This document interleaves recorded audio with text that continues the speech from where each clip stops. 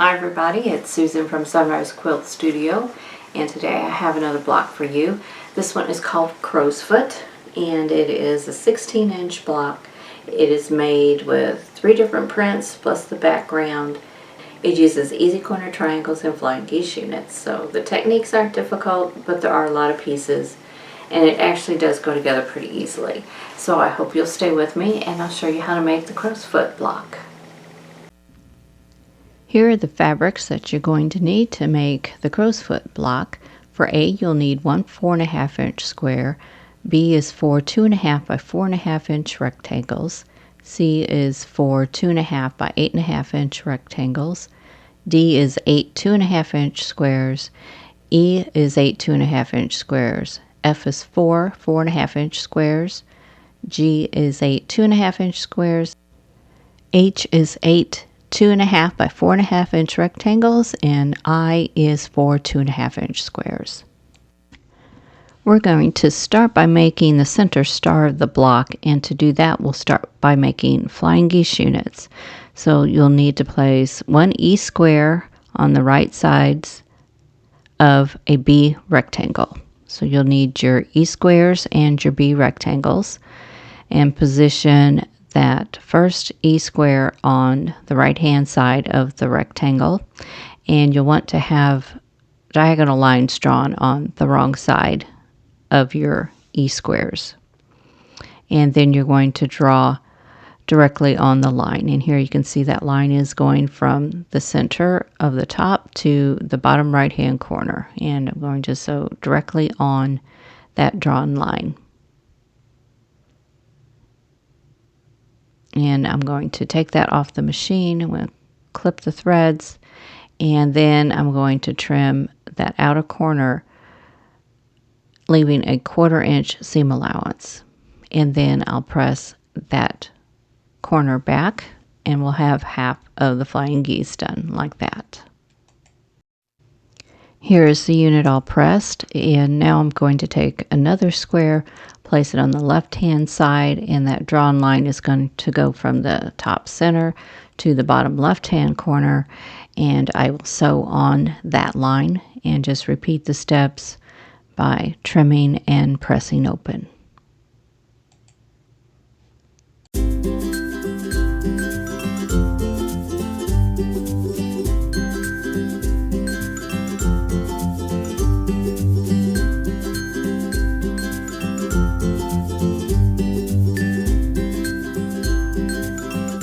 Now here's the completed flying geese unit all pressed and ready to go. Now I'm going to repeat those steps with the rest of the E squares and the B rectangles. So we'll have a total of 4 flying geese units.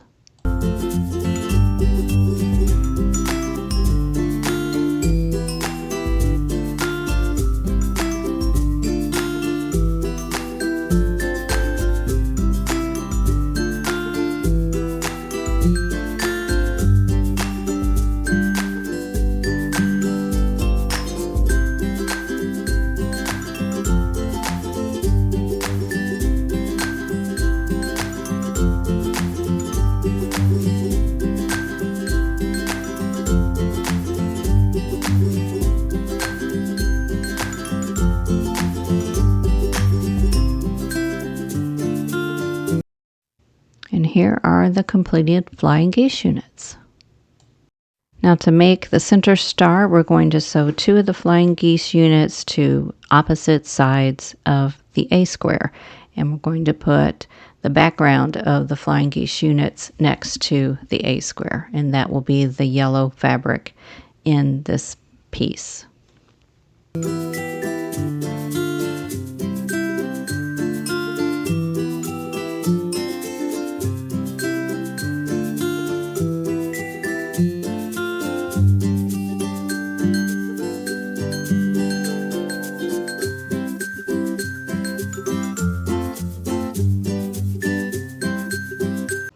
Okay, this makes the center row of the star.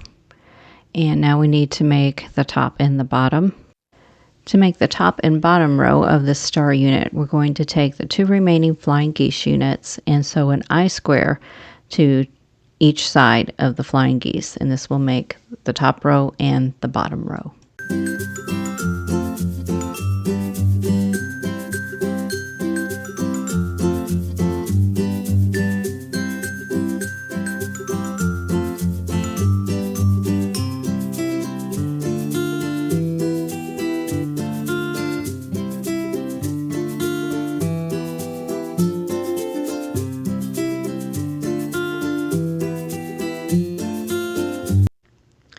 Okay, so there's the top and the bottom row, and we have the center row, and we're going to sew those all together. So we're going to sew with the yellow part of the flying geese units facing the center square of the center unit. So just match your seams and sew with a 1/4 inch seam allowance.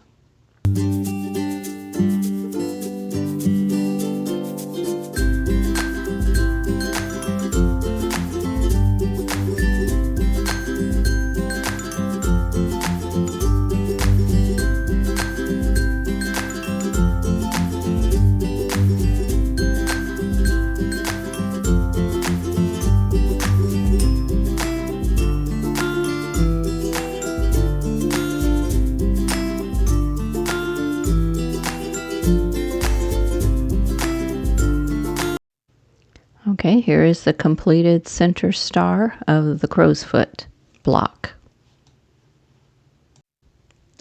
Okay, now we're going to make the side units, and to do that, we're going to do this in about 3 steps. And we're going to sew D squares to an H rectangle, and you're going to make 2 sets, and they're going to be mirror image. So start with 4 of the H rectangles and place a D square on the right side and have the diagonal line on the wrong side of that D square running from the center to the bottom right hand corner. So this is just like making flying geese units. And you'll want to sew directly on that drawn line.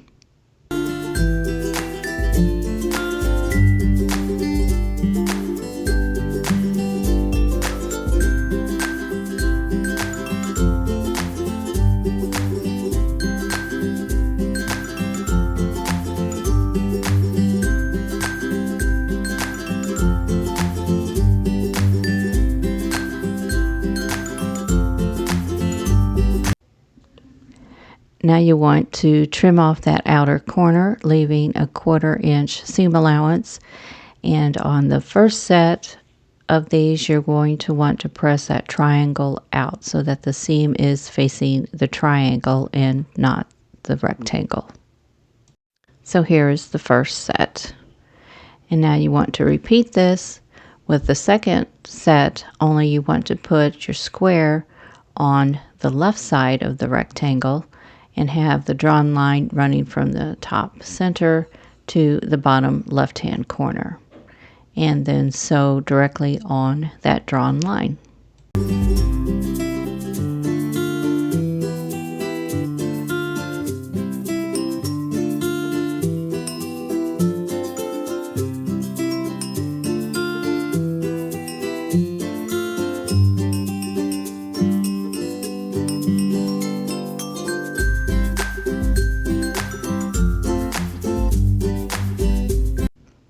And here I press the seam towards the rectangle instead of the triangle.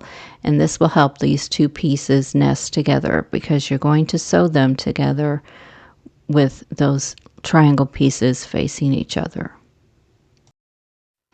So this is how they're going to go together, and I'm going to nest those seams, and I'm going to pin them in place and then sew along that short edge.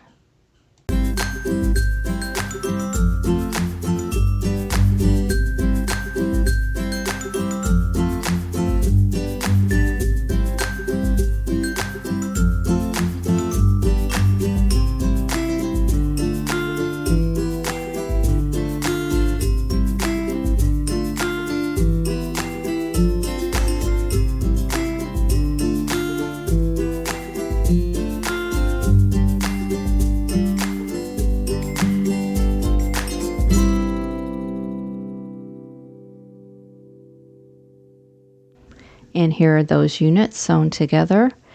and I pressed that back seam open so that it would kind of spread the bulk a little bit. And now I have 4 of these units done. Now we're going to make the bottom section of this unit, and that's going to use the C rectangles and the G squares, and we're going to sew a square on both sides of those C rectangles.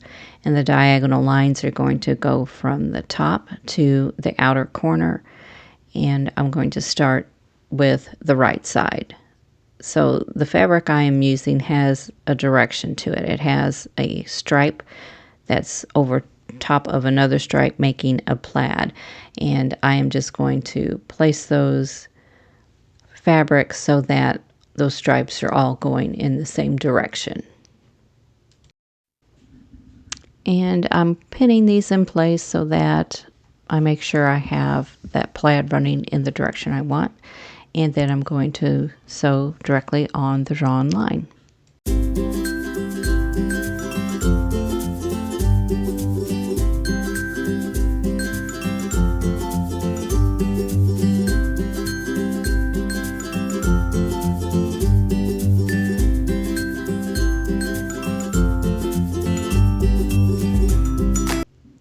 And after I've got these sewn, I'm going to trim off that outer corner, leaving a 1/4 inch seam allowance, and press the triangles out.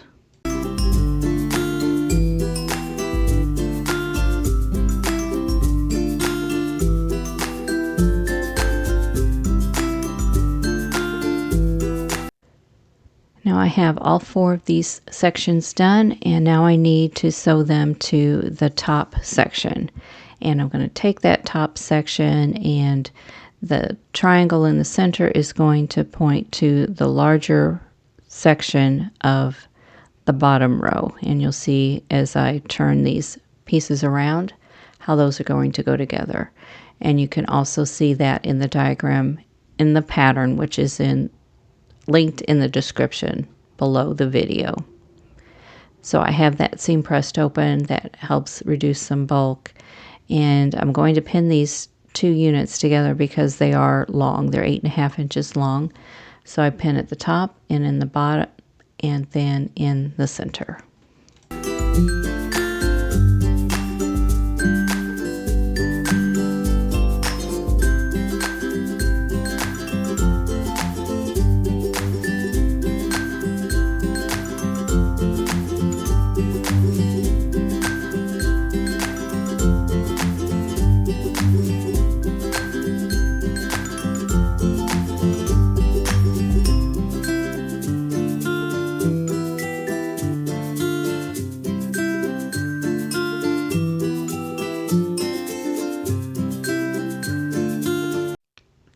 So here is that center section complete, or those side sections complete, and I'm going to press towards the part with the larger print fabric in it.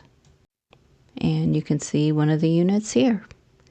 So now we're ready to put everything together to make the block. Now to make the top and the bottom row, you're going to take one of these side units and you're going to sew an F square to both sides of the unit.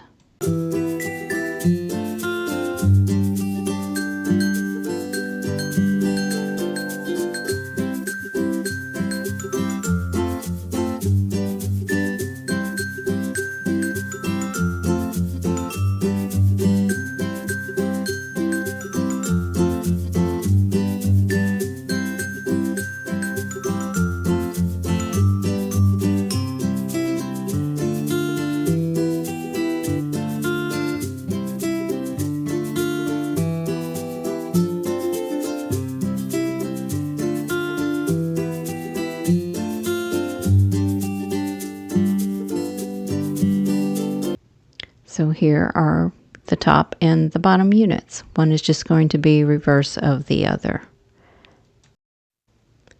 Now we're going to take that center star unit and sew one of those side units to 2 opposite sides of the star.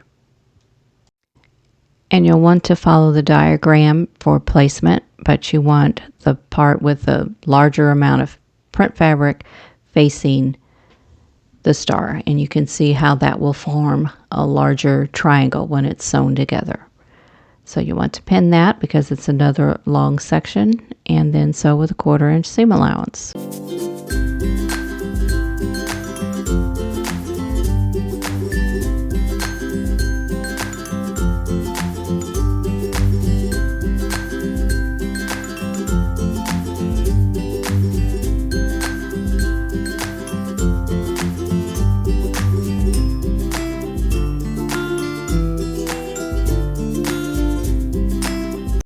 And here is what the center section of the block will look like.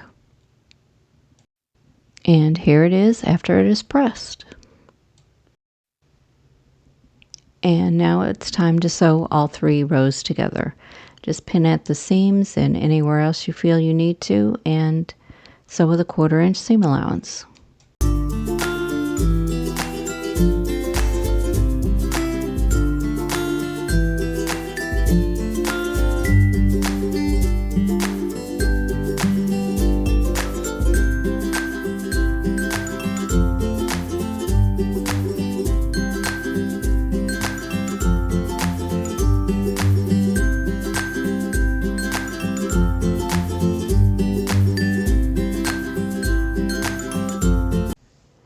And here is the completed block. Okay, that is it for the crow's foot block. So as you could see, that really isn't difficult as far as the techniques. There are some unusual pieces from what I have been doing in the past couple years, but basically it's just some basic techniques, and it does go together pretty quickly. So I hope you give this block a try. Now if you like this video, please click the like button. Don't forget to subscribe if you haven't already, and click that notification bell so you'll be notified when the next video comes up. And in the meantime, I hope you're all staying safe and healthy, and I'll see you in the next video.